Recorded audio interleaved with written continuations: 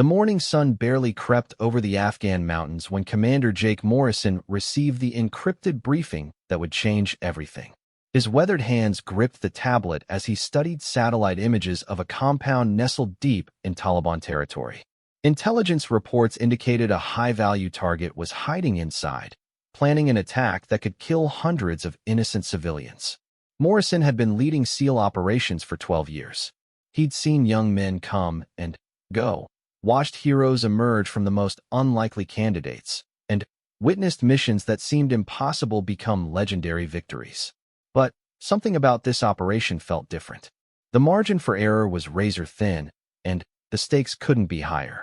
The compound sat on a rocky hillside, surrounded by natural barriers that made approach nearly impossible. 3 buildings formed a triangle, with the main structure housing their target. Intelligence suggested at least 15 armed guards, sophisticated surveillance equipment, and explosive devices rigged throughout the perimeter. One wrong move could trigger an avalanche of gunfire that would doom the entire team. Morrison's squad consisted of 6 elite operators, each handpicked for their unique skills. There was Rodriguez, the communications expert whose steady nerves had saved countless lives. Thompson, the demolitions specialist who could disarm any explosive device with surgical precision. Williams, the medic whose quick thinking had pulled wounded teammates from the jaws of death. Jackson, the sniper whose accuracy was legendary throughout the special operations community. And, finally, there was Peterson, the youngest member of the team at just 23 years old. Peterson had joined the squad only 6 months earlier, fresh from advanced training but untested in real combat. While his scores were exceptional and his dedication unquestionable, Morrison harbored private doubts about the young operator's readiness for such a critical mission. Combat experience couldn't be taught in training facilities, and split-second decisions in life-or-death situations revealed a person's true character. As the team gathered in the briefing room, Morrison studied each face. These men had trained together, bled together, and trusted their lives to one another countless times. But tonight's operation would push them beyond anything they'd previously encountered. The target was a bomb maker responsible for dozens of attacks across the region. Intelligence indicated he was preparing something catastrophic, possibly involving chemical weapons that could devastate entire cities. The insertion plan was complex and dangerous.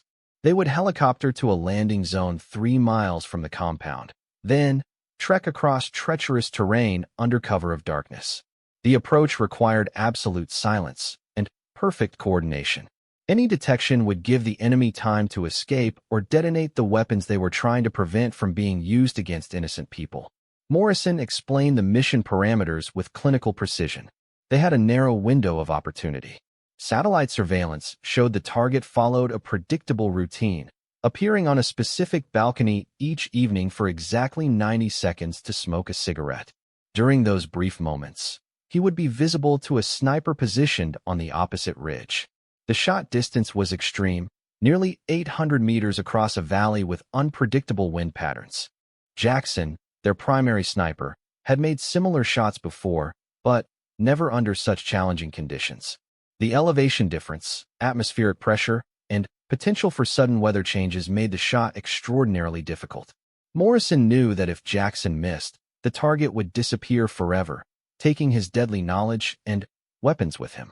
As they prepared equipment and reviewed contingency plans, Peterson approached Morrison privately. The young SEAL's eyes showed determination mixed with nervous energy. He'd been practicing with sniper rifles during his spare time, demonstrating remarkable natural ability. Peterson requested permission to serve as backup sniper, positioning himself at an alternate location in case the primary shot failed. Morrison hesitated. Protocol suggested using Jackson alone, minimizing the number of exposed positions. But Peterson's unconventional suggestion had merit. A second shooter could provide insurance against the unexpected variables that plagued every military operation. After considering the options, Morrison decided to allow Peterson to accompany Jackson, though he remained skeptical about relying on such an inexperienced operator for something so crucial. The helicopter flight to the insertion point took 40 minutes through mountains shrouded in darkness. Each team member sat in contemplative silence, checking equipment and mentally rehearsing their assigned roles. The aircraft flew low to avoid radar detection, following valleys and ridgelines that provided natural concealment from enemy observation posts scattered throughout the region. Morrison watched his team during the flight, noting the calm professionalism that marked elite operators. These men had volunteered for the most dangerous assignments, accepting risks that would paralyze ordinary soldiers. They understood that failure meant more than personal defeat. It could result in massive civilian casualties from the weapons they were trying to eliminate. As they approached the landing zone, the pilot's voice crackled through their headsets. Weather conditions were deteriorating faster than predicted. Wind speeds were increasing, and cloud cover was moving in from the west. The window of opportunity was narrowing, but aborting the mission would mean losing their chance to prevent a potential massacre. Morrison made the decision to proceed. They rappelled from the helicopter into complete darkness, landing on rocky ground that tested their footing with every step. The aircraft disappeared immediately, leaving them alone in hostile territory with only their training, equipment, and trust in each other to ensure survival and mission success. The trek to their positions began immediately. They moved in tactical formation, communicating through hand signals and radio clicks that wouldn't betray their presence to enemy listening posts. Every sound could mean discovery, and discovery would mean death or capture by forces that showed no mercy to American prisoners. Jackson and Peterson split off from the main team after 2 hours of careful movement. They climbed to separate ridges that offered clear lines of sight to the target compound. Jackson took the primary position, a rocky outcrop that provided excellent concealment and a stable shooting platform. Peterson moved to an alternate location 300 meters away, where he could observe the same balcony from a different angle. Both snipers began the patient work of range estimation and environmental assessment. Wind speed and direction, humidity levels, temperature variations, and light conditions all affected bullet trajectory at extreme distances. Jackson's experience showed as he methodically calculated every variable that could influence his shot. Peterson, despite his relative inexperience, demonstrated impressive attention to detail as he prepared his own firing solution. Morrison and the remaining team members moved closer to the compound, ready to provide support or extraction if the snipers were detected. They positioned themselves in a dried riverbed that offered concealment while maintaining radio contact with both shooting positions. The plan required precise timing and flawless execution from every team member. As they waited for the target to appear, Morrison reflected on the countless decisions that had brought them to this moment. Intelligence gathering, mission planning, equipment selection, and team preparation had consumed weeks of careful work. Now everything depended on a single shot taken in darkness across a hostile valley by operators whose accuracy would determine whether innocent people lived or died. The radio crackled softly as Jackson reported his readiness. Peterson followed moments later, confirming his position and sight picture. Both snipers had clear views of the balcony where their target would appear. The mission was now a waiting game, with success or failure hanging on factors beyond their complete control. Morrison checked his watch. According to intelligence reports, their target would emerge within the next 10 minutes. The weather was holding, though wind conditions remained challenging. Everything was in place for what could be the most important shot of their careers, taken by operators whose skill and nerves would be tested under the most extreme circumstances imaginable.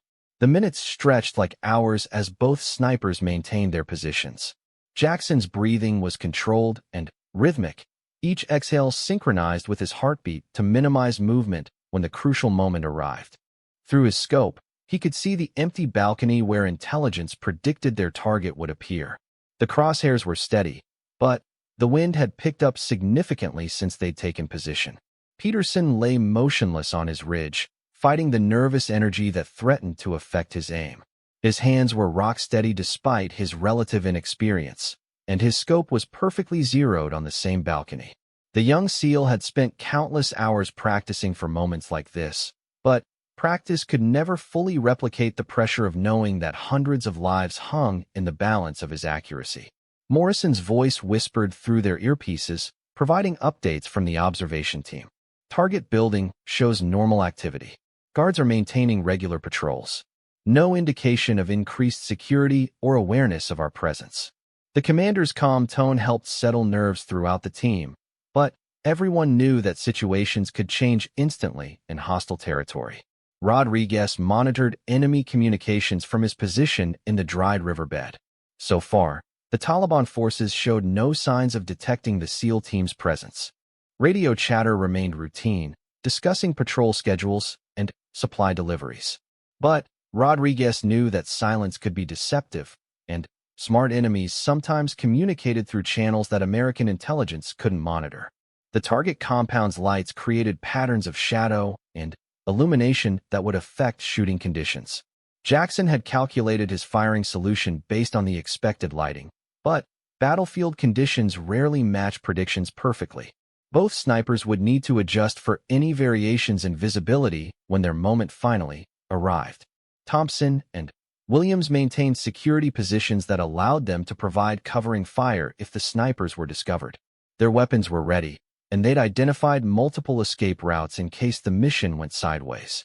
Special operations taught that planning for failure was just as important as planning for success, because enemies rarely cooperated with American tactical plans.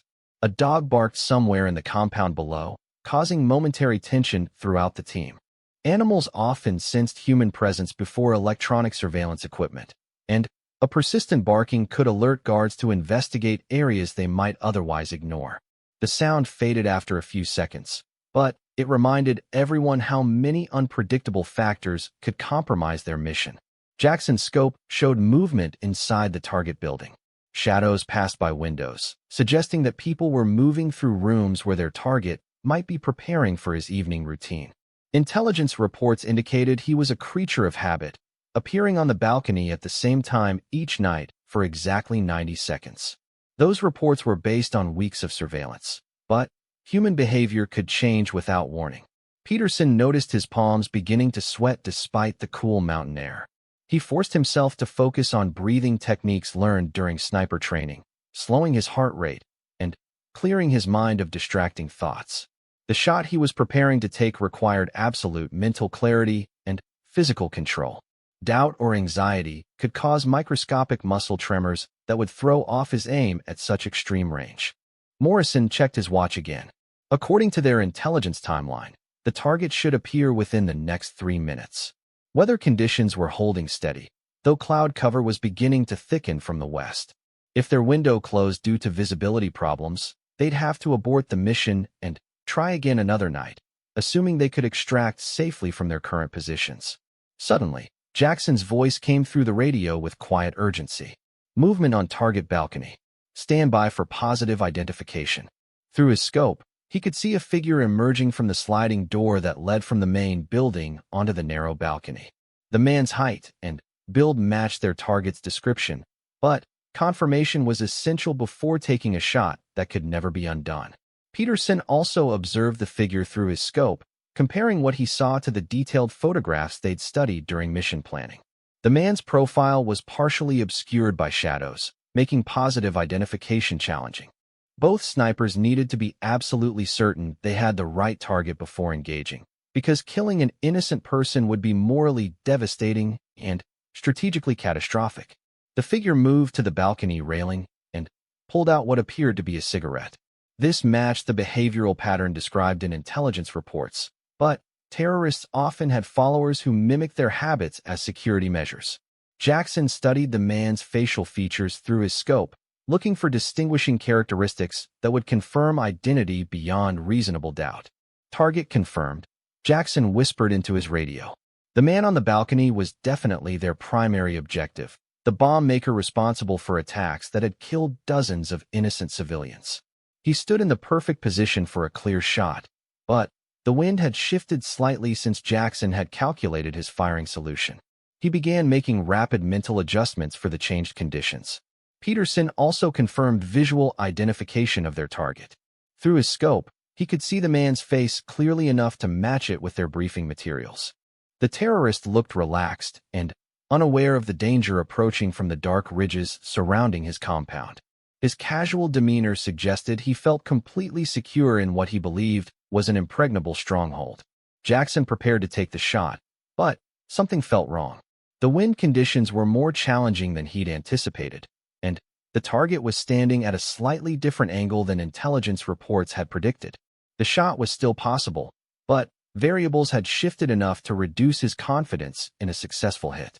In sniper operations, confidence was everything, because hesitation or uncertainty could turn perfect setups into tragic failures. Morrison sensed his sniper's hesitation through the radio silence that followed target confirmation. He knew Jackson well enough to recognize when the experienced operator was struggling with shot parameters. The commander faced a terrible decision. Order Jackson to take a shot he wasn't completely confident about, or abort the mission and lose their only chance to prevent a potential massacre. Wind conditions are marginal, Jackson reported quietly. Confidence level is 60%. In special operations, 60% confidence wasn't enough for shots with such enormous consequences. Missing would alert the target to American presence, causing him to disappear forever while accelerating whatever attack he was planning. But waiting for better conditions might mean losing their only opportunity. Peterson studied the same target through his scope, calculating his own firing solution based on the different angle and distance from his position. The wind affected his shot differently due to his location, and his confidence level was higher than Jackson's. But protocol called for the primary sniper to take the shot, and Peterson was just backup in case of equipment failure or enemy action against the primary position. The target finished lighting his cigarette and stood calmly against the railing, completely unaware that two American snipers had him in their crosshairs.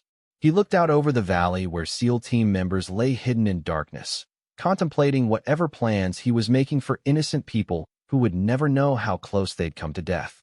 Morrison faced the hardest decision of his command career.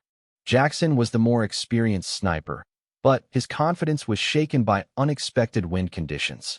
Peterson was younger and less tested, but his position offered better shot geometry for the current environmental conditions. Traditional military protocol demanded sticking with the primary sniper, but lives hung in the balance of whatever decision he made in the next few seconds. The radio crackled as Morrison prepared to issue orders that would determine the mission's outcome. Jackson waited for the command to shoot or stand down, his finger resting lightly on the trigger while crosshairs wavered slightly in the challenging wind. Peterson also waited, ready to take the shot if ordered, despite knowing that protocol favored the more experienced operator. Time was running out. Intelligence indicated the target never stayed on the balcony longer than 90 seconds, and more than a minute had already passed. Whatever decision Morrison made had to happen immediately, or they'd lose their chance forever. The weight of command pressed down on him as he prepared to speak words that could save hundreds of lives or doom the mission to failure. Morrison's decision came in a heartbeat that stretched across eternity.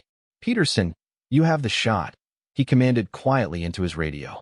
The words hung in the mountain air like a challenge to conventional wisdom, placing mission success in the hands of the team's youngest and least experienced operator. Jackson immediately understood and accepted the decision, knowing that mission success mattered more than personal pride or protocol. Peterson's world narrowed to the space between his crosshairs and the target's center mass. Everything else disappeared: the cold mountain air, the weight of his equipment, the knowledge that his teammates were counting on him. Years of training condensed into this single moment when muscle memory and instinct would determine whether innocent people lived or died. The target took a long drag from his cigarette, completely unaware that death was approaching at 3,000 feet per second. Through Peterson's scope, the terrorist's face was clearly visible in the compound's lighting. This was the man responsible for bombs that had torn through markets, schools, and hospitals.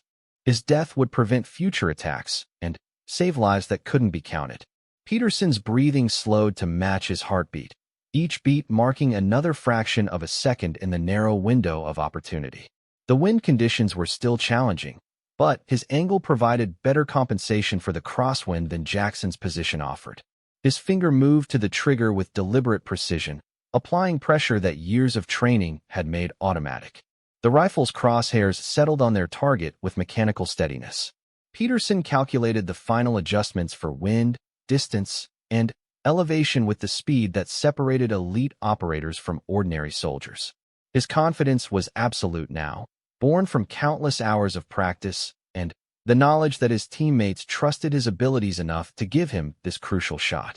Morrison watched through binoculars as Peterson prepared to fire, knowing that the young SEAL's performance in the next few seconds would define not just the mission, but potentially Peterson's entire military career. Success would validate Morrison's controversial decision to trust the inexperienced operator. Failure would haunt them all forever, especially Morrison himself, for deviating from established protocol. Rodriguez continued monitoring enemy communications, listening for any indication that their presence had been detected. The radio chatter remained routine, with guards discussing mundane topics that suggested complete ignorance of the deadly drama unfolding on the ridges above their compound. But that could change instantly if Peterson's shot missed or if the target somehow sensed danger. Thompson and Williams maintained their security positions, ready to provide covering fire if the sniper positions were compromised. They'd identified multiple escape routes and rally points, but everyone knew that detection would likely mean death for the entire team. Their extraction plan depended on maintaining the element of surprise until they were far from the compound. Jackson observed the same target through his scope, ready to take a follow-up shot if necessary. His confidence in the current conditions remained low, but he could serve as backup if Peterson's bullet somehow missed its mark. The coordination between both snipers demonstrated the teamwork that made SEAL units so effective in impossible situations. The target shifted position slightly, turning to face a different direction while continuing to smoke his cigarette. The movement was minor, but it changed Peterson's shot geometry enough to require instant recalculation. Elite snipers trained for exactly these situations, where targets moved unexpectedly during the critical moments before engagement. Peterson adjusted his aim with fluid precision. Seconds ticked away like hours as Peterson made his final preparations. Intelligence reports indicated they had less than 30 seconds before the target would finish his cigarette and return to the building's safety. After that, he might not emerge again for days, or he might disappear entirely if he suspected American forces were operating in the area. Morrison's heart pounded as he watched through his binoculars, knowing that everything depended on the young SEAL's ability to perform under the most extreme pressure imaginable. The commander had made the decision to trust Peterson despite conventional wisdom, and now that trust would be tested by conditions that couldn't be replicated in any training environment. Peterson's world contracted to the simple mechanics of marksmanship. Sight picture, breathing control, trigger squeeze. Fundamentals drilled into him through thousands of repetitions until they became as natural as breathing. The target stood perfectly framed in his crosshairs, unaware that his life was measured in heartbeats rather than years. The wind conditions shifted again, requiring Peterson to make one final adjustment to his aim point. The correction was minimal but crucial at such extreme range, where the slightest error could send his bullet wide of its intended target. His training took over completely, calculating the adjustment with the speed and accuracy that defined elite marksmanship. Morrison spoke softly into his radio, giving Peterson permission to engage when ready. The words carried weight that went beyond their simple meaning, representing trust in the young operator's abilities and confidence in the decision to deviate from standard protocol. Everything they'd worked for condensed into this single moment of truth. Peterson's finger applied steady pressure to the trigger, following the technique that had been burned into his muscle memory through countless training sessions. The rifle fired with a sharp crack that echoed across the valley, sending a precision bullet through darkness toward its distant target.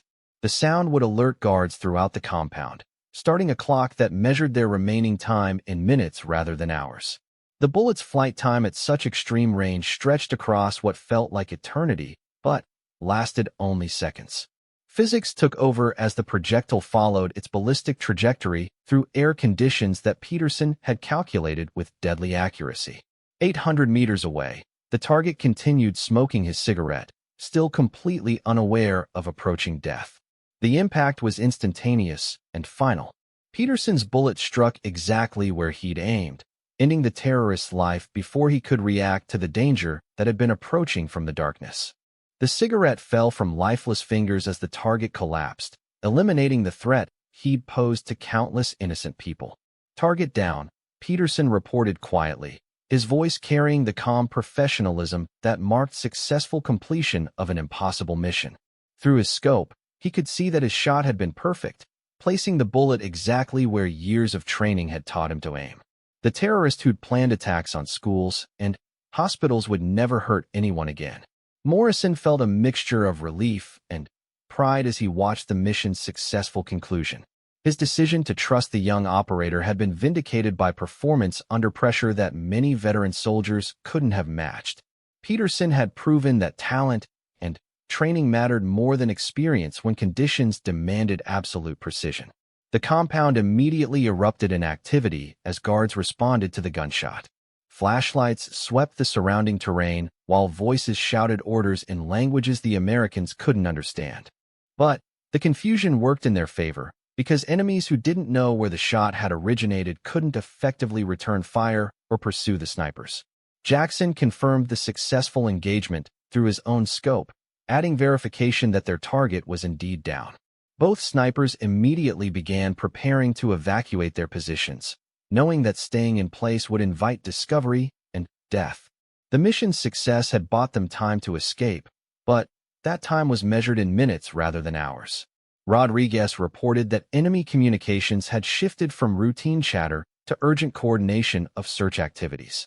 Guards were organizing patrols to sweep the ridges where the shot might have originated, but their efforts were hampered by darkness and uncertainty about the snipers' exact positions. The Americans had planned for this contingency, selecting escape routes that took advantage of terrain features and natural concealment. Morrison ordered the extraction to begin immediately. All team members acknowledged and began moving toward predetermined rally points where they could regroup before making their way to the helicopter pickup zone.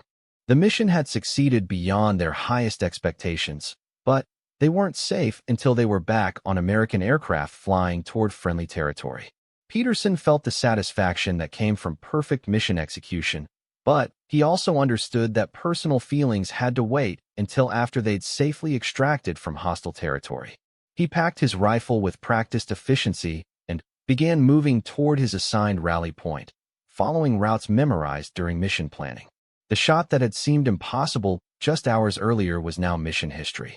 As the team regrouped in the darkness below the compound, Morrison looked at each of his operators with pride that went beyond words. They'd accomplished something that military historians would study for decades, eliminating a major threat through precision and teamwork that represented the best of American special operations. Peterson's shot would save lives they'd never know about, preventing attacks that would never happen because the man who planned them was dead.